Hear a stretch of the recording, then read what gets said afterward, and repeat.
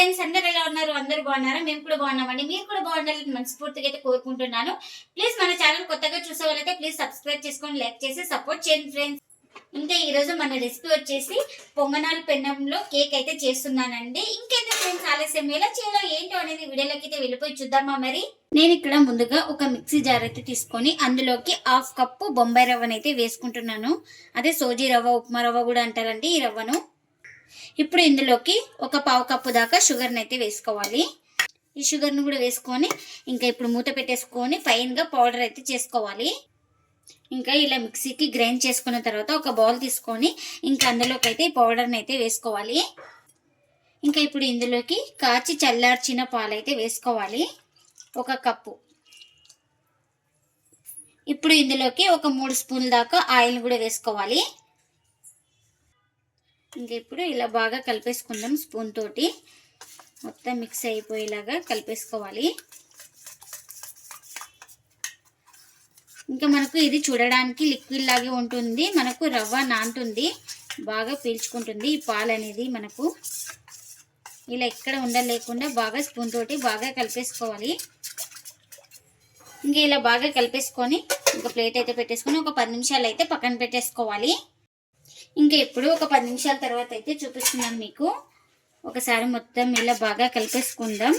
ఇలా మొత్తం బాగా కలిపేసుకొని ఇందులోకి ఒక 2 స్పూన్ల దాకా గోధుమ పిండిని అయితే వేసుకుంటున్నాను. ఇంకా 2 స్పూన్స్ అయితే వేసుకున్నానండి. ఇలా వేసుకొని మొత్తం బాగా కలిపేసుకోవాలి.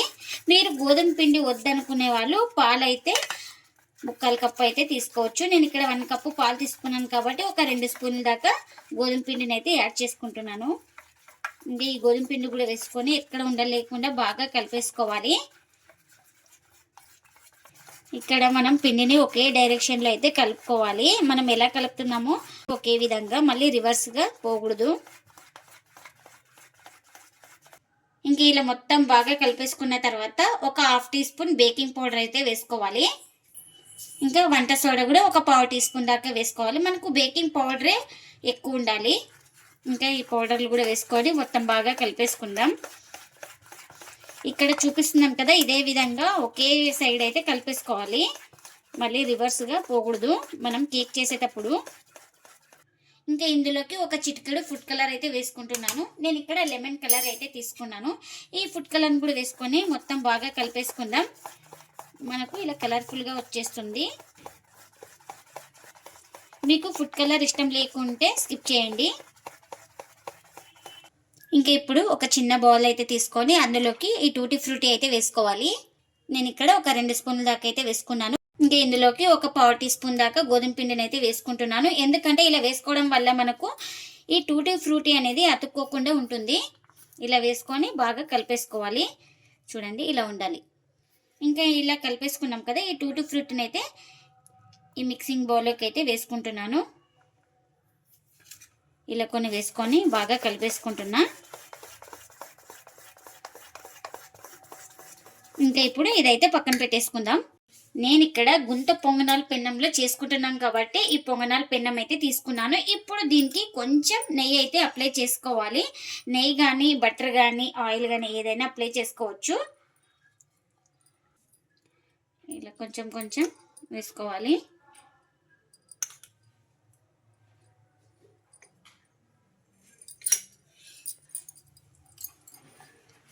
ఇలా మొత్తం అప్లై చేసుకోవాలి. ఇంకా మనం ముందుగానే కలిపెట్టుకున్న బ్యాటర్ని ఒకసారి మొత్తం ఇలా బాగా కలిపేసుకోవాలి.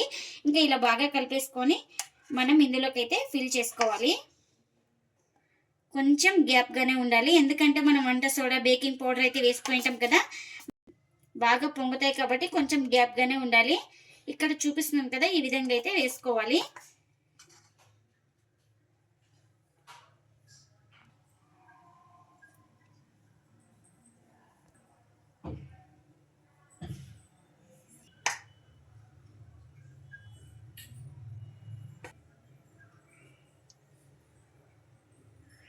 ఇంకా ఇలా మొత్తం ఫిల్ చేసుకున్నాను.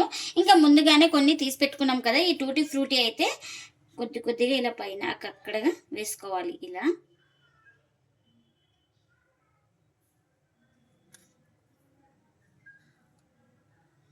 ఇలా అన్నీ వేసుకోవాలి. ఇది ఇక్కడ మూత అయితే పెట్టేస్తున్నాను. ఇంకా ముందుగా బేక్ చేసుకోవడానికి అయితే ఒక పెన్నం అయితే పెట్టేసుకొని ఒక 5 మినిట్స్ అయితే మనం పెన్నాన్ని అయితే హీట్ చేసుకోవాలి.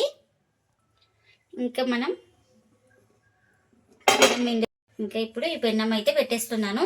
ఇంకా మనకు 15 నిమిషాలు అయితే బేక్ చేసుకోవాలి. అది లో ఫ్లేమ్లోనే బేక్ చేసుకోవాలి. ఇంకా ఇప్పుడు ఒక 15 నిమిషాల తర్వాత అయితే చెక్ చేసుకుందాం. మనకు ఇది బేక్ అయినాయో లేదో ఎలా తెలుసుకోవాలంటే ఇలా నైఫ్ తోటి కుచ్చితే తెలుస్తుంది మనకు. చూడండి ఇక్కడ పిండి అయితే లేదు మనకు. ఇంకా బాగా బేక్ అయిపోయినాయి. ఒక 15 మినిట్స్ తర్వాత అయితే చూపిస్తున్నాను చూడండి. మీకు ఇలా కావాలి, మనకు కొంచెం గోల్డెన్ కలర్ రావాలి. ఇక్కడ చూపిస్తున్నాను కదా వీడియోలో, ఈ విధంగా అయితే బేక్ అయితే చాలు మనకు. కరెక్ట్ నాకు 15 మినిట్స్ అయితే టైం అయితే పట్టింది.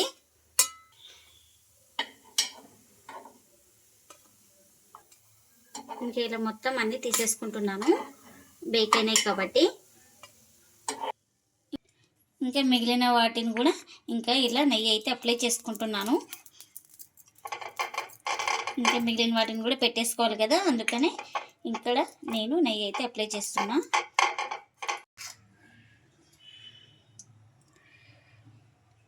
ఇంకా నేను ఇక్కడ మిగిలిన బ్యాటర్ని కూడా ఫిల్ చేస్తున్నాను ఈ గుంత పొంగనాల పెన్నంలో.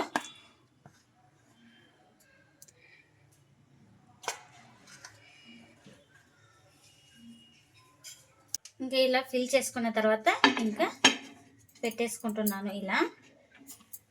ఇప్పుడు 2 to 3 అయితే వేసుకోవాలి ఇలా పైన గార్నిష్ కోసం. ఇలా మొత్తం ఇంకా పెట్టేసుకున్న తర్వాత ఇంకా ప్లేట్ అయితే పెట్టేస్తున్నాను. మనకు ఇంకా కొంచెం త్వరగా బేక్ అవ్వాలంటే 5 మినిట్స్ అయితే ఇంకా మనం మీడియం ఫ్లేమ్లోనే ఫ్రై చేసుకొని తర్వాత 10 నిమిషాలు లో ఫ్లేమ్లోనే కుక్ చేసుకోవాలి.